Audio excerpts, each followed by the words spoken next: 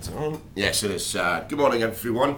Quite a lot, actually, kicking around today. I think the story that will be most interested here in Westminster, at least for the first part of the day, is the report from the Audit Commission into local authorities that continued to invest in Icelandic banks despite pretty clear advice that they were on the verge of collapse. The Commission report describes their decision as negligent. So, of course, we'll be speaking to Local Government Association and trying to get comment from them as to exactly what happened. We know, you'll know if you watch the reports on the channel this morning, that some of the local authorities identified in this report take offence at being described as negligent. So we'll keep an eye on that particular story.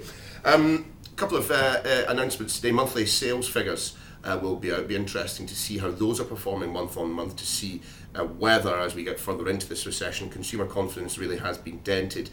I mean, frankly speaking to financial analysts, things have not yet got as bad as they expected them to at this stage in the year, but let's not forget 2009 still has quite a long way to go.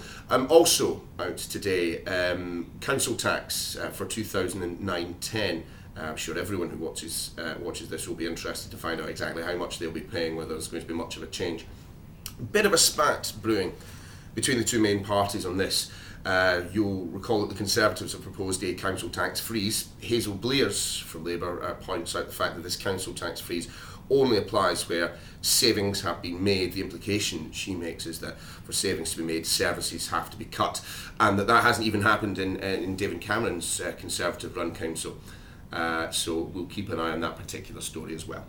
David Miliband's making a speech on human rights. Then a bit later on today, Tories on tour, the shadow cabinet going to the four corners of the country to try and persuade the government to include in the April budget their pledge to abolish income tax on the money you earn from your savings at the most basic rate. Now, whether or not they'll be successful in getting the government on side in this one, who knows. That's Richard Harlow, one of our cameramen, just coming in, never missing the opportunity to be in shot. Okay, we'll speak to you later on in the vlog.